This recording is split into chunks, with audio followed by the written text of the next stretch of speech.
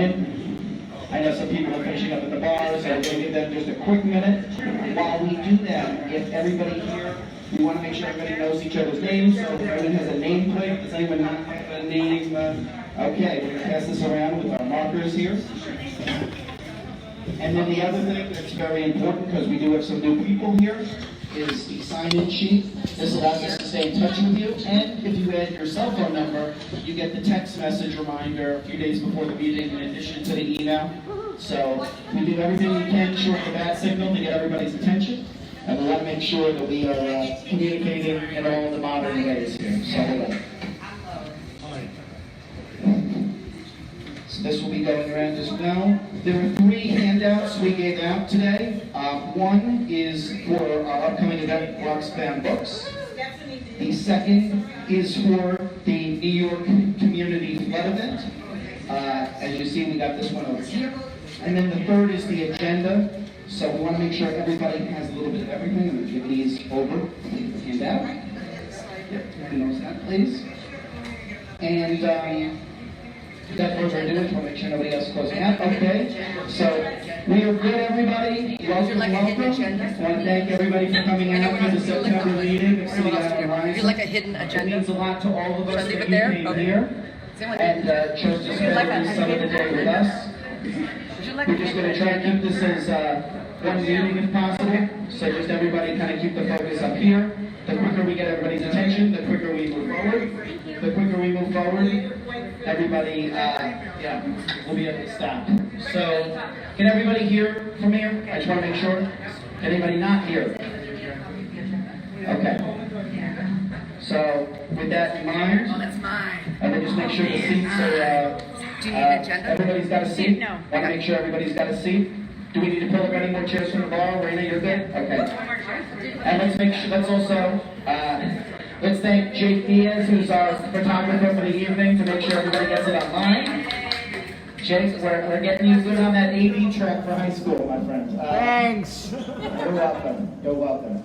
Okay, so realizing that we have a lot of people here who are super concerned about climate and are super concerned about kind of some of the flash flooding we've been having lately, I want to call up our first guest, who is Adriana Espinoza, who's right here. She's the mayor's senior advisor on climate justice, and she was kind enough to grace us here tonight, so let's give her a big round of applause from all of us.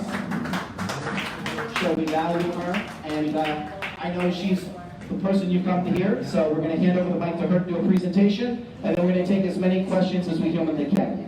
So Adriana, without further ado, take it away.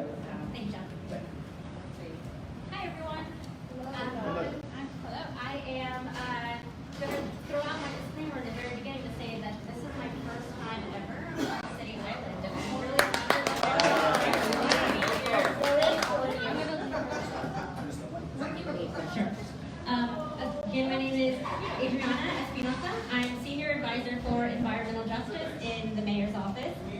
So my role is to guide the city, both the administration and also city agencies on matters of environmental justice and climate justice. And what those words refer to, to start, is the principle that we all deserve to live in an environment that live, work, and play in environments that are safe, healthy, and free of environmental hazards. The term climate justice, as I'm sure you all are aware, refers to the fact that climate change and the climate emergency that we're in tends to disproportionately impact folks on the front line, communities of color and low-income communities, and that those communities are first and worst hit more often than not by the climate crisis. So I'm going to keep it pretty low-key and discussion, not going to do much of a formal presentation. I just like to give you a sense about what my role is, what I'm working on right now within city government, and then really open it up to hear from you all about the work that you're doing about your climate and environmental concerns that you have in your neighborhood. Sound good? Great.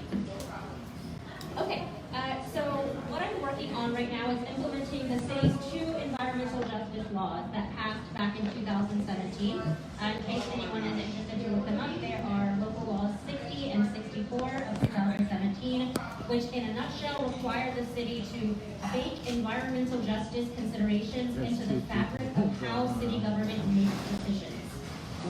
Big mission. And in order to do that, we really have to accomplish three separate things. The first is we have to assemble the team, we have to assess the issues, and then we have to address them. Our first order of business is to produce the first report on environmental justice, which we're calling the Environmental Justice for All report, which is a comprehensive report that will look at the city's environmental justice areas. It will also look at climate and environmental impacts across the city to ensure that all communities are seeing the benefits of the green investments made by the city, and also to identify which communities around the are experiencing a disproportionate share of environmental burdens, harms, or climate vulnerabilities. So one part of that report, as I mentioned, is to identify the environmental justice areas for the city. And what that is defined in local law as is low-income communities and communities of color. So the report will specifically look at the environmental and climate vulnerabilities in these neighborhoods across the city, but it also includes the whole city. Just because it has a focus, particularly because it is the environmental justice report, on social and economic vulnerabilities as a multiplier of climate and environmental concerns. But again, it will also include how these issues are fair across the entire city. So the report is really baked into three main tasks that we have to accomplish. So the first one is kind of the obvious one that I've been talking about. We have to do an analysis, even environmental and climate analysis of the city, looking at things like air quality, drinking water quality, the quality of our rivers and other water bodies, sanitation and waste management, transportation access, or looking at our environmental benefits and burdens. That's the first goal of the report. The second is actually to look inward at city government to determine the contribution that the city has made towards environmental justice and towards environmental injustice. So what that includes is looking at the programs, the processes we use to make decisions, how we invest our money, and how those can contribute to environmental justice issues. And then the third component of the report is a look at public engagement, specifically how the city engages residents like you all in environmental decision making in your own neighborhood. And so that will take a critical eye towards understanding how the city shows up, and particularly we are looking at fair treatment and meaningful involvement. Those are two really important concepts of environmental justice, and so we will be looking at the city's environmental decision making and their engagement around that decision making with an eye towards those two terms. So, in a nutshell, that's the report. Where we are now is we just released a scope of work, a draft scope of work publicly, and that basically lays out all of the issues that we're planning to cover and how we are proposing to analyze those issues, so our methodologies, so to speak. We released that for the public. It was open for 30 days for an open public comment period that actually just recently closed. And so now we're working on finalizing that scope of work. The reason why we released a unfinished draft document is because environmental justice and climate justice is not something a government can do on its own. It has to come in partnership with communities like you in helping to define the solutions, in helping to develop the priorities and the issues that are going to be covered. So throughout every step of this process, we've built in public engagement into the development. So that's the report. What we'll do after we'll finalize the scope of work. We'll release that publicly, and then we'll get busy working on the actual report. There are two other things that the laws require us to do. The next thing is an environmental justice online portal for the city. If you can think about that, is anyone here familiar with the open data platform by So you can think about it as open data, but for environmental and climate issues. So what we want to do is to be transparent and to hold ourselves accountable. And so we are going to be releasing all of the environmental data that we use in our analysis publicly that you may view yourself and download and use in your own community organizing or your own advocacy efforts. And so that's the second thing we'll be doing. It's an environmental justice data portal, and also we'll have a mapping function to it as well, so that you can actually map the data, and theoretically, at some point, we'll be able to see online what environmental justice and climate justice looks like in your neighborhood. So put in your address or your zip code, and you can see the environmental issues that you have, the environmental programs that the city has going on in your neighborhood, and so that's another aspect. And then the third and final thing that we are required to do under the local law, and likely the most important, is to produce the first comprehensive and citywide environmental justice plan. And that's the actual policy-making document. That's the forward-looking document. Whereas the report is a snapshot in time about where we are right now. The plan is where do we want to go. Is specific policy recommendations on how to close some of those disparities or inequality that we identified in the report. We will also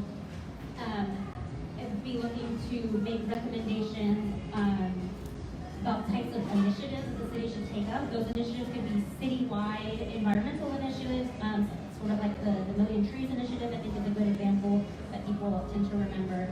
Or they could be very narrowly targeted, neighborhood-specific initiatives based on a specific vulnerability or a specific issue that the community is in need of.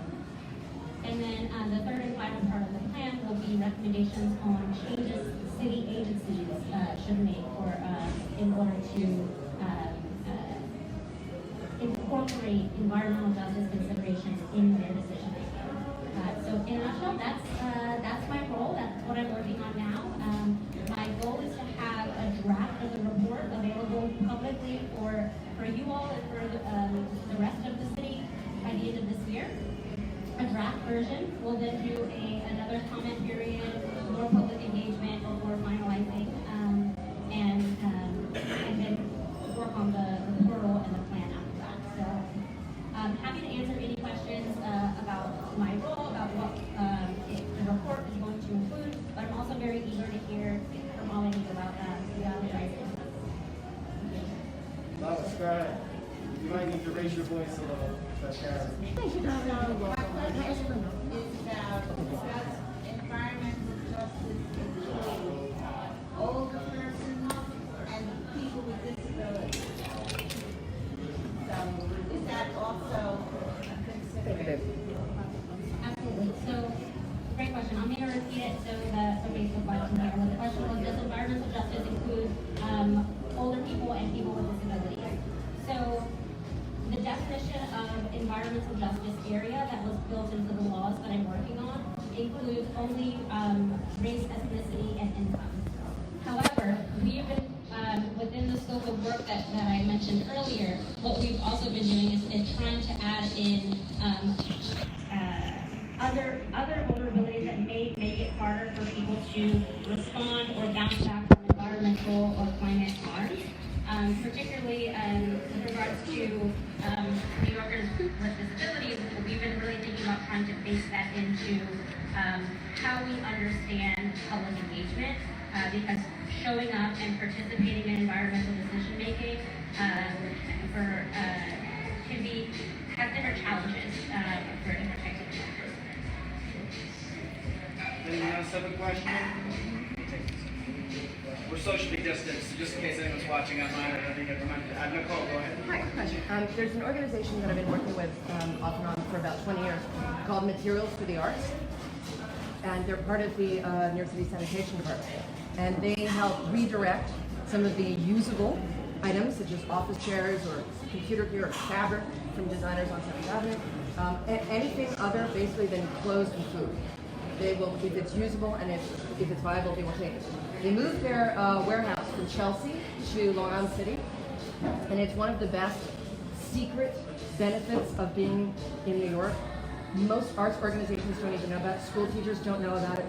Teachers, especially art teachers, are welcome to come in. They get verified and they can come in and shop the warehouses like a couple of days a week with an appointment, obviously. Anyone who's working with a nonprofit organization or theater or school or Boys and Girls Club of America, anybody special, can also come in if they're doing like production work and they need like set or I have to be honest with you, but without them, I wouldn't have been able to do a couple of the productions that I've done. And every time that I've moved, whenever I had a stack of, I don't know, glossy black press kit folders that I did, I was like, it seems silly to waste. I would just put it all aside, and when I had enough, I would bring it over to MFK. Not only is it a tax write-off, but you also get thank you notes from whoever picks up your stuff, and they have to tell you how they've used it. So if there's anything that's going to make you more encouraged to donate extra art canvases, yarn, spoons, a small refrigerator that still works, office chairs, any of that stuff, anything other than clothes, mfta.org.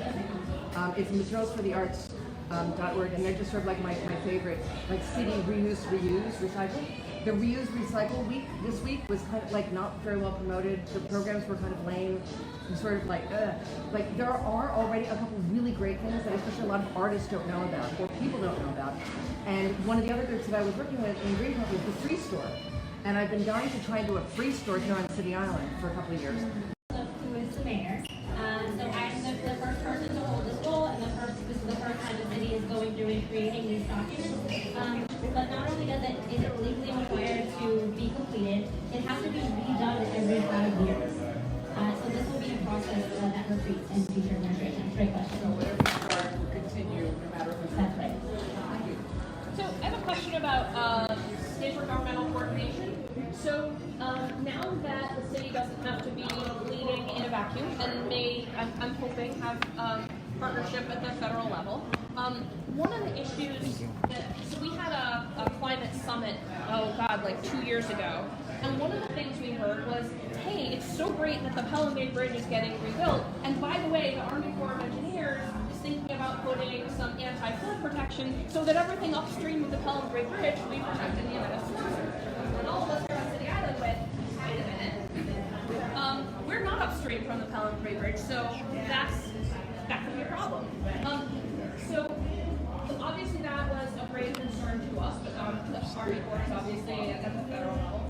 What kind of partnership is the mayor's office doing to show some of that leadership on behalf of New York City and sharing kind of what their potential plans might do to neighborhoods like ours? Great question. So I'm going to start first internally, and then I'll go out from there for the different governments.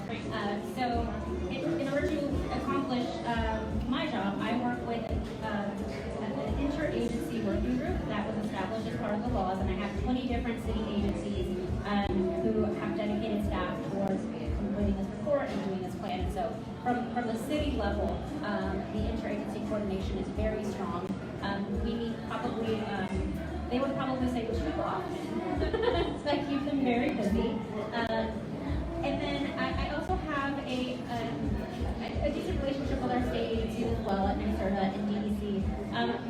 The relationships and the coordination on the federal level, the relationships are there. The coordination is still nascent and still growing. Very happy to have partnership from the EPA and even the White House on environmental justice. I know that our current administration has actually made environmental justice a big priority. And so there is not sort of a formal or sort of official intergovernmental task force yet, but it is something that we are interested in talking about. One thing that I have been thinking about throughout my work is the idea of, I'm trying to figure out how's the best way to put it. In the context of public engagement and public engagement on environmental decision making, usually when we think about that, we think about the city is making a decision, or they want to make a decision, and they're coming to you, and they want your input, or they want your feedback. But there are lots of other types of decisions that are made at other levels of government. The Army Corps of Engineers is one, the State Department Department of Environmental Conservation is another, and I'm really interested in thinking about who represents New Yorkers in those spaces. Obviously, if it's an open public comment period that the Army Corps of Engineers has, you all are free to legal public comment just as much as I am. But as my position as a city official and to use the weight of city government to represent New Yorkers, I think that there's opportunity there for the city to be stronger in representing New Yorkers in other government comment areas. Does anyone else? I know a few people here had basement flooding, so they like to share their experiences, or I don't want to call anyone out in particular. So, did anyone have any sort of basement flooding, business flooding? Yeah. I had basement flooding. I had 18 inches of water in the basement backyard. 18 inches? And the garage. A lot of the water came from my neighbor's yard. He had a sump pump and he was pumping it into his backyard. His backyard couldn't hold the water anymore, so it was overflowing into my yard. Let me ask, how common is that? Was this sort of a freak occurrence that just happened? This is the first one I ever had. First one for you. Show of hands, how many of you all experienced regular flooding in your street or in your home whenever it rains?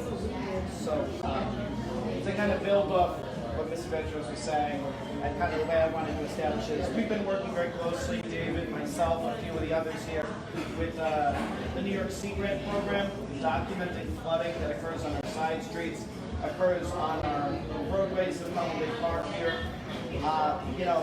We are commonly experiencing flooding throughout our waterway, throughout our streets, actually, not waterways, they become waterways. And everyone knows what I'm talking about here. We're talking about Cross Street in Miniford. We're talking about what was Lake Orchard, which has now been kind of repaired. We're talking about the bus stop over near Shore Road before you get up the bridge. We're talking about Tier Street. We're talking about Horton Street.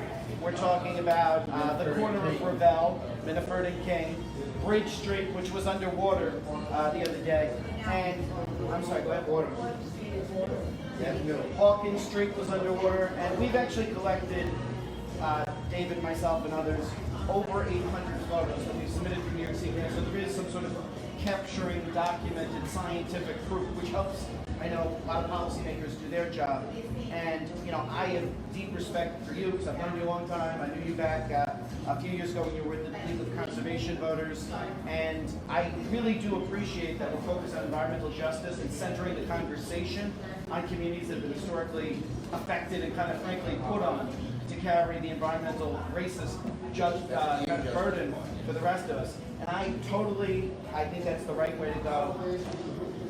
At the same time, this is a community that's a Zone 1 flood zone. And while thankfully it's getting more diverse, we're not perfect, but it is getting more diverse, it is not considered low income, and as a result, we're probably not going to qualify for a lot of these things. So I guess, as Lois said, talking about expanding the criteria here, we're really kind of on the forefront of climate change here. And whether that's coastal, as this dramatization on the poster makes clear, or we're talking about just these frequent now flash floods, which are pretty much every week, if everyone's right. I mean, the weekly flash flood. And I guess whatever I appreciate you coming out because you're soliciting input from all of us. Whatever we can do to kind of expand criteria so communities like this, are at least available to get some relief would really be appreciated. Because we've had other, I was on a panel for Governor Cuomo a few years back. There were a lot of promises, and then when it came to deliverables, that fell through. So we're really counting on you guys and the city overall, because all it's going to take is one flood, and we're going to have, what happened to Mr. Petros is going to happen to, probably everyone in this room. Even, I don't know if you're aware, the firehouse is over 2 million. I was aware, but the only reason I was aware is because Beverly lives right near you, and she's actually next door to the firehouse. So I was aware. But that's still scary, though, because that's as he said, the fact that the firehouse flooded so badly, they're the first line of response for someone at Pilot Cove if they slip and fall. A lot of our emergencies, the fire truck is the first to respond. It's actually written in the city statute, the firehouse can't leave City Island. So that's why they're first to respond. And as he, the gentleman pointed out, if they're unable to do their jobs, we're all in danger. So. And for the first time that I know of, Autumn Street was under 2.5 feet of water. And you know the 8 cottages behind Connie's? Yes. I was over there showing the cottages. Every one of them had tons of water in the basement. Tons. Several feet of water. All 8 cottages. And I would even add to that a week ago on Friday, so like a full week after the storm, I was on a walk through the island, which I'm going to get to a little later on in my remarks. But some of the businesses still had flooding in their basement. So a week later, you know, whether it was Anthony's Variety Store, which is right by Schofield, man, a wood board got hit very hard. Captain Mike had 4 feet in his basement. I mean, he was the worst that was hit. And then, you know, we do, like every other area of the city, basement apartments do exist. We have to come to that realization that they do exist. These are our neighbors and our friends, and in some cases, even the business owners, our customers. And we're not going to kick these, you know, these neighbors out of their homes. And we need to come up with a way to deal with this because a lot of these basement apartments were devastated. I don't know if that, I guess there's more comment than question, and I apologize for that, but you're very bright, so however you want to do it. I think the question is, because of how each DJ are going to be looked at, we don't necessarily fall into that criteria, but we are on the forefront of and carry a burden with the right. Only get worse now. People say this is the first time we see that before, the first time I see it, I see it outside the church, right? Yeah. It's because of the amount that it's raining and the length of the rain, and so that's why. Absolutely. It's a fair question. Getting tornado watches. They said to go to the lowest point of your house. I ran into the basement and it was flooding. So then I'm like, well, I need to get out of here because I might just end up drowning in here. So let's go. And not to restate the obvious here, which I know you probably know in every area, but it's one way in, one way out. So a flood in one area leaves us uniquely vulnerable, and maybe in a way another neighborhood where we can go navigate around this way or that way. City Island floods by the church, and it gets real bad. The rest of us are all up a certain creek that I'm not going to repeat because it's about to curse word. But, you know, you got me. Well, let me first say that that is a very scary situation to be in. And sorry that makes you experience that. To be told to go to the woods when you're home for safety and then not feel safe in that place because we get that's also dangerous because of the flooding is coming out of so it's absolutely a fair point and a fair question to think about who is included and excluded from the work that I'm doing. I think ultimately what I'm trying to do and many of my other colleagues in the administration are trying to do is identify, to use the phrase that you just said, Tom, who is uniquely vulnerable to climate change, to environmental burdens, and it has to be that within my program, what I'm looking for is to identify those who are most vulnerable, social and economically on top of everything else. So that doesn't mean that the city won't care about who gets the most flooding. It's about who gets the most flooding and has the lowest income. And that's important to too. respond to that. And trying to understand where these climate and environmental vulnerabilities can be compounded by these other factors. So I will say, while my work is particularly focused on identifying those climate and environmental risks on top of the social vulnerability, there are, we absolutely, throughout this process, are going to be identifying the most vulnerable neighborhoods, period. And so we will be able to shine a light on that. I think I won't mince words to say that, particularly within my program, the recommendations that we make will likely skew towards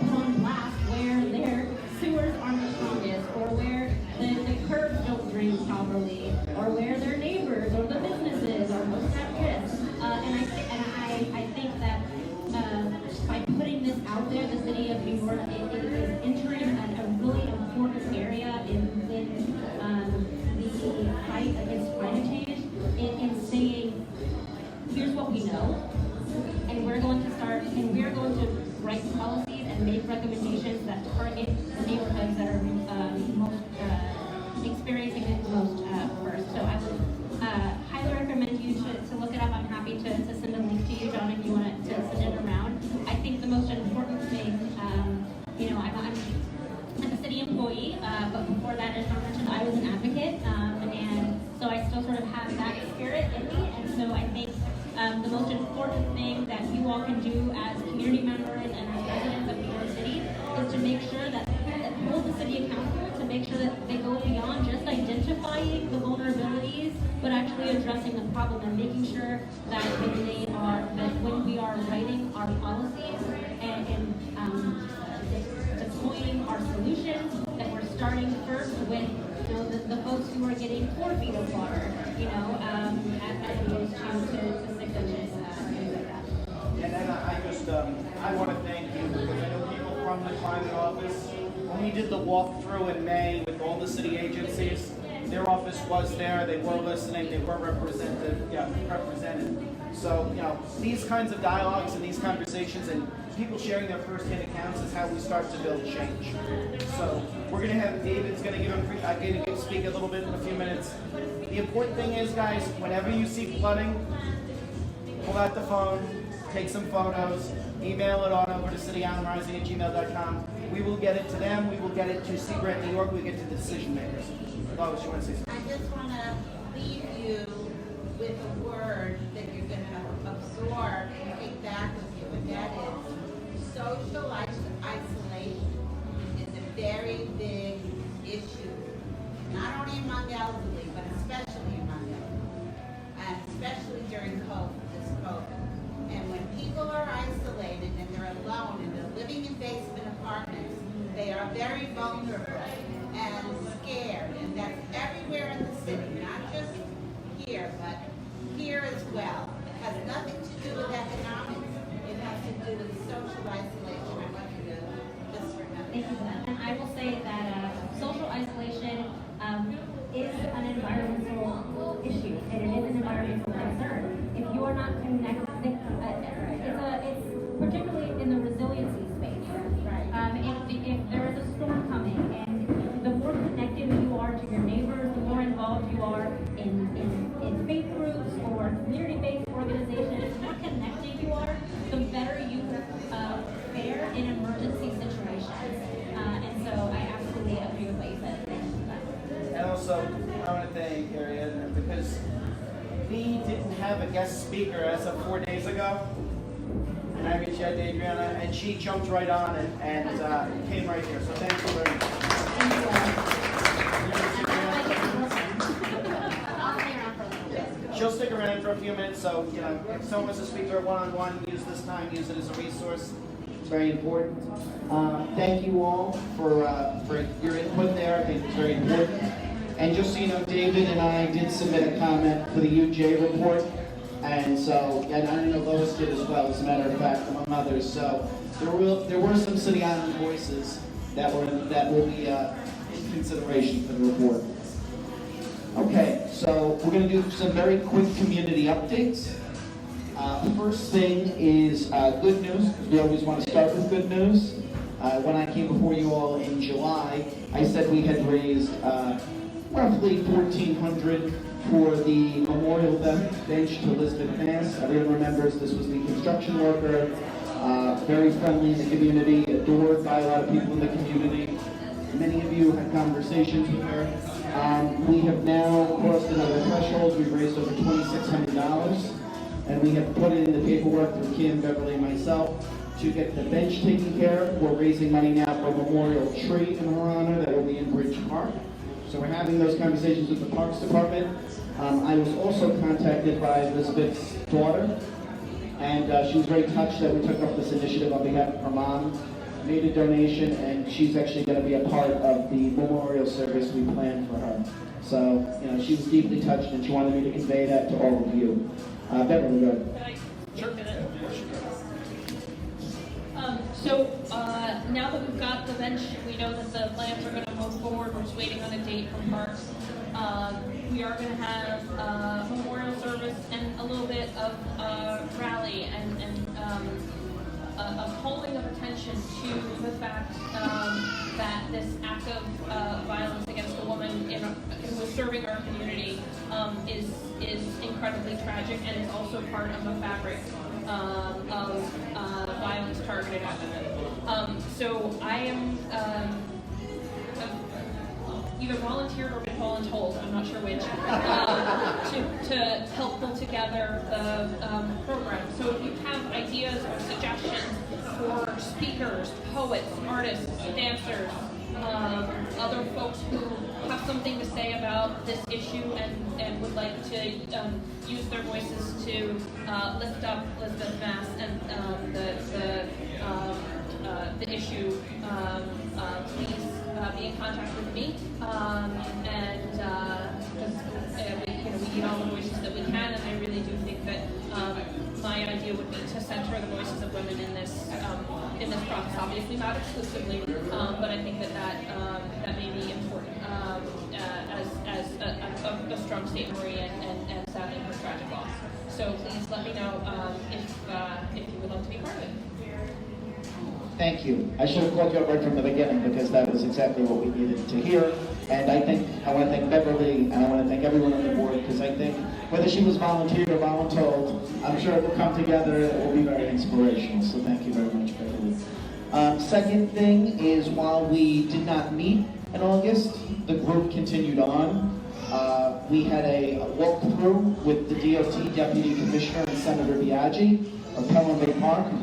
And this was extremely important. Everyone remembers back in the spring when we were doing the Zoom meetings, we did a PowerPoint presentation of how dangerous Pelham Bay Park is.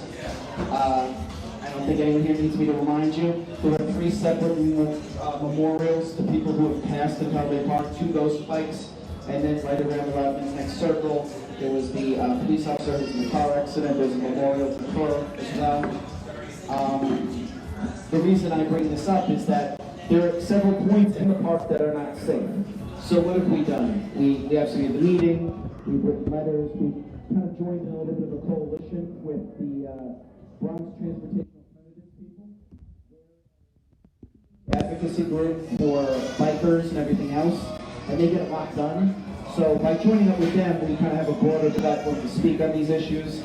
The senator's been great, Senator Biaggi, and when we were out there, I mean, the roads are a mess. You have the turning point on Shore Road there, where the pedestrian path literally meets the roadway and there's a turn. It's like killer curb. We were out there on a Monday or Tuesday, I can't remember which, but we were out there early in the week, and as we're walking through the park, there is a downed motorcycle or dirt bike or whatever on the ground right there, which just further communicated how dangerous the park has become. Obviously a lot of the lights don't work, there are significant flooding issues, there aren't enough deer signs, so there's a lot of work to do. That meeting resulted in over a dozen DOT specific studies that are being done of the park. Already, we know that there are going to be more wrong way signs when you're getting on off the hutch. That's a concern you all communicated. So we know we're going to get much more wrong way signs that are going to be put forward. We also got word recently there's going to be stronger markings on the bike path itself. Clementina Esposito, who many of you know, she was on the tour. She volunteered her story, how people were just standing on the bike path caused a crash where she fell and sustained injuries. And there's going to be more markings of all the bike lanes and the pedestrian lanes. And really, it also exposed us to kind of another public policy problem in that the park, the roads in the park are not DOT-owned roads. They're still park roads. And as a result, that's why they're substandard. So we may need to start working with other partners in government at the city and state level to get those roads transferred over to be full city streets. Because you can't have park roads for one of the biggest destination locations in the entire city of New York. It just doesn't make sense. That's why the lights don't work, that's why the roads are crummy, that's why the roads are flooded. So we have a lot of work ahead of us, but the meeting was good in the sense that I think we're kind of on the right path. And already we're getting back responses to the dozen or so inquiries that we put in as a result of this meeting. So that was very good. We did our, go ahead. Oh, yes, we walked by it. I showed it to him. David was with me. We also, I think that was, that's actually kind of what inspired him to talk about, listen, this is why the roads are the way they are. We also kind of hit a mosquito colony. It was bad, but the senator survived. I think we all got like 40 bug bites each. But yeah, no, it was. There's so much overgrowth now. Yeah. Starting out as a Yeah. Yeah.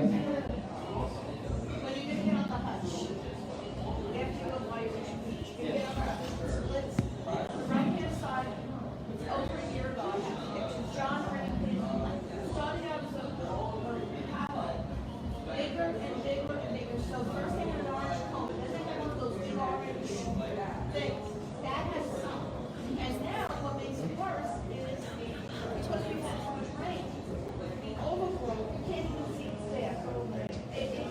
Somebody's gonna get, but John has pulled the city already. Yeah. They've done nothing. No, they haven't. And You yeah. can fit a small car and straight it. It's gonna kill somebody. Yeah, it is kind of a sinkhole now, to be honest with you. It's not even a pothole. It was brought to their attention, Maria. That whole, honestly, we were there, we were trying to get the U-turn sign, the no U-turn sign put back.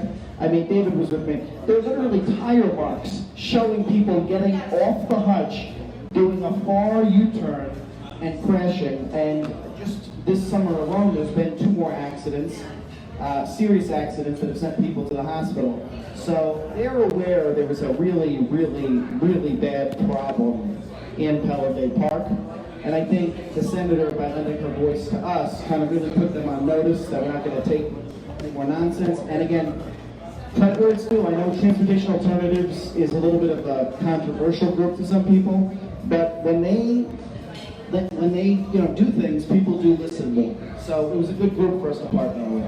But more needs to be done, and I agree they're not addressing it. So 2 more things. We did our, coincidentally, of course, it would turn out that our human rights upstander training, how to deal with people when they are particularly committing hate crimes or bias crimes or whatever, would fall on the same day as the flash flooding. So we only had about 10 people on the call, but the 10 people who did participate had a very good time with it. Orlando Torres, who's been to some of our meetings, facilitated. We're going to put it on our YouTube channel. So more to come, but it, we tried, and we're going to try different things to expand people's knowledge sets. And if you missed it, you can watch it on YouTube, and you can get in touch with us, and we can give you Orlando's information if you have any questions. So consider it like a training module, if you can. Next thing, this actually came up at the July meeting. So everyone's seen the scaffolds in front of the buildings? A lot of people don't like them. It is a policy of the city of New York right now, and our legislators trying to change this. So long as you have the scaffolding up and you have the permit for it, even if you're not doing any construction, you can keep that. As long as you renew the permit, that can stay up for perpetuity. It can stay up for the rest of the time. I know, that was my reaction to it. However, it would probably make you feel better to know that in at least one of the buildings, their permit had expired, so they have been fined. So they are going to have to legalize this, normalize this, but they were not. There are 2 buildings. One's on Cross Street. I'm sorry, one's on Bound Street. One's on the corner of Early Street. They didn't have the proper things to get it done, and as a result, they're going to have to legalize those now. So I know it's an eyesore. We'll see, to be continued, but you guys have made some complaints at the last meeting, and they're getting addressed by city agencies. Next up is we had the. We know that everybody here as knows a neighbor or knows someone going through some rough times. There was an issue where the food pantry in the Methodist Church, Trinity Methodist Church, they didn't have a freezer. We were able to use our nonprofit status, partner with the Home Depot, and get them a new freezer. So now the people who are in need are going to be able to get meats and goods like that. So that was through David. So let's give David a round of applause. He's like the Mother Teresa. He feeds all these people on the island. It's wonderful. And they do need it, so I'm appreciative of that. And then, because I am a little tired of speaking, David is going to update everyone on our Flood Watch virtual seminar. I mean, you already covered a lot of it already. The Flood Watch program that we've actually taken over 800 photos documenting the flooding and stuff, which is probably like the first time that it has been done. Yeah. Right? So this is one way of making sure that they know that we are here, that they know what the issues are. But before that, they did not. Right? So there is a I can't see what day is that? The meeting September 15th and Tuesday, September 21st. It's Zoom. It's Zoom. You get on. But what is amazing with this about this grant, what's amazing is that you get on it with people from all around the city, and you get to hear their stories and see how they're dealing with the same issues that we are. So it really is. I would encourage everybody to take time out and get on the meeting. All right. And yeah, David and I, so if you ever see us out in the middle of the night, we're not going to murder anybody, we're taking photos of the flooding. And as David said, we've taken over 800 photos, and then the best ones we send over to New York City Grant. So over 200 reports have been taken about City Island flooding. So this is going to help policymakers like our last guest. When they, again, things that get measured are usually things that get done. So we are doing everything we can to measure things. So if you live on a block, we know where pretty much all the bad locations are now. It's frankly, it's Bridge Street, all of Bridge Street, frankly. Miniford, both in front of 529 Miniford, which is Cross Street. And then again over at Bay Street, it floods again. The corner of Ditmars and King, as David was just saying, the corner of Revelle Street and City Island Avenue, in front of the doctor's office, is another bad one. Border Street got it bad this time, but what this time? Yeah, but usually Border Street doesn't usually flood every time it rains. There are areas that as we talked about earlier, every time it rains, flood. Tier Street gets it bad. There's like barely any drainage on Tier Street. Over by the wetlands, it's just a pool. Ditmars is coastal, but if it's high tide, our moon tide on Ditmars, most of the block is, the tide comes up. So I may actually start putting together a Ditmars moon tide calendar that all the proceeds can go to the organization, but we do have so many photos of Ditmars. But yeah, just moon tides. But we kind of know where everyone is, but if I just name something, or you have a location that you think we may be missing, please let us know. Because I will tell you, the Tier Street location, I had no idea until somebody said it in a meeting. And then I went down there, and it's pretty bad over there. So, it is something we need to worry about.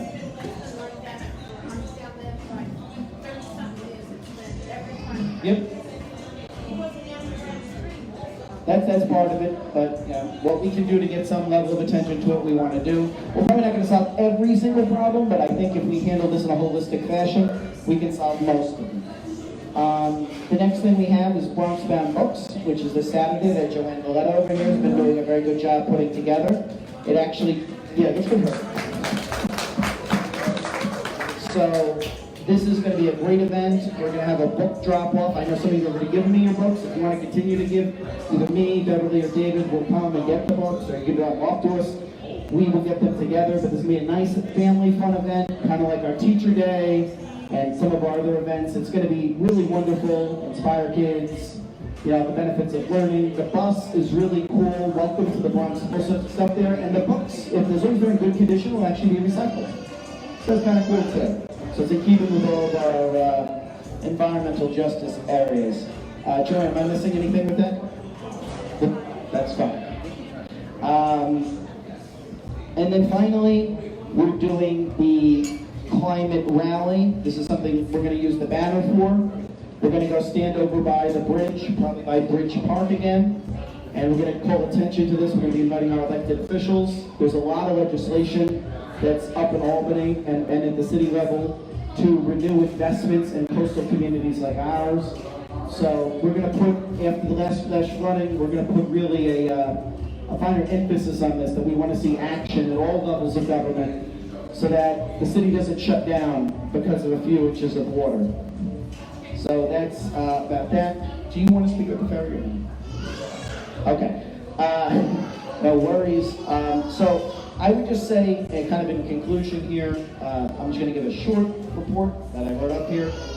And, you know, with a lot of the climate stuff, I want to thank our board here, Beverly, Kim, David, Stephanie's over here. We have a lot of, Lisa was here a little earlier. We have a lot of people who are on the forefront of a lot of the climate issues. Remember, we did the big kind of summit in October of 2019. We did another event with Benedetto and Biaggi in 2020. We did the walkthrough, and now we're doing the rally here, and obviously we've had a wonderful guest tonight. So we are doing a weekend to kind of advance the issue, and all we need really from you guys is just when we're doing something, continue to speak out, show up, let your elected officials know this is important to you. That's super important. So I want to just ask everybody to keep doing what they are doing. We're still working on the UPK situation. I know some of you have asked about UPK. Kim's working on it, I'm working on it. We've actually enlisted Assemblymember Benedetto, who's been very helpful on it. We have a nonprofit who is very interested and very reputable and has done this program for a decade plus. So we're hopeful to get UPK reinstituted on City Island in the coming months. We're going to have some meetings. We're going to move that along. I know a lot of the younger mothers have been elevating the issue, and we hear you. And if you're watching online, we hear you. And we're going to do a weekend to move that forward. 3, urgent care. I don't know if everybody here knows this, but there's a husband and wife couple, a doctor and a nurse, healthcare administrator. They currently work in urgent care, but they live in the Bronx. They work at the Throgs Neck Urgent Care. And they've been coming out here and they realize that, you know, we're not being very medically well served by the doctor that's here is not accepting new patients from what I understand. And they are interested in doing a primary pediatric urgent care, something like 8 in the morning to 8 at night. So we're going to be trying to partner with them, work with them. There's going to be a survey that's going to be going out of medical needs. But they have a very, very strong interest in coming here. They actually stayed here over the weekend for the craft fair. So, to be continued, but we see good things happening there. I guess really the only thing I want to touch on tonight is just, as many of you know, we were doing our tabling for the craft fair, and we had our ferry position there. And I know the ferry, look, we all feel the ferry is a very good idea. I know there were some people with some concerns, but by doing the petition, we're elevating the issue in a sense to make sure that every voice is heard. And it would really help a lot of the younger families to be able to get on the ferry and get to work every which way, every day. And frankly, we need to start approaching our transportation problems from an all-of-the-above approach. So, you know, keep in mind the ferry can bring, rather than people sitting in their cars on City Island Road, people might take the ferry, and that might free up City Island Road, which is better for everybody here as well. You know, this also gets into what we're working on, you know. The scooter program, unfortunately, isn't coming here. I know that's another issue, but if people would like to see it come here, come talk to us. Because there are some people who would like to see the scooter program come here. And we want to hear everyone's voice, because there's maybe some people who take scooters rather than take cabs, right? And that would, again, free up some of the roadways, make traffic a little easier. And then finally, we had a conference call with the Metro North people. As everyone knows, there are 4 Metro North stations. It's supposed to open in the Bronx 2025. I believe it was one of Cuomo's final press conferences before he got no more. but it has restarted, and our stop for the accessible to us would be Erskine Place, which is right on Corp City Section 5, right by the train yard there. So the conversation I had with the Metro North planners and the city planning planners that we had at past meetings centered on how do we get some sort of walking path, well-lit walking path, so that folks can get off the train at Corp City, get on this well-lit path, and then wait in the park for the Bronx 29 to pick them up. So these are some of the things we're working on. Do we have any questions online, or is everybody good? Everybody's good. Thank you, online people. And we're all going to be around, so if anyone has any questions, please let us know. I want to thank everybody for coming out. Make sure you signed up. Rose, go ahead. What do you have? The status of Rodman's neck. Okay.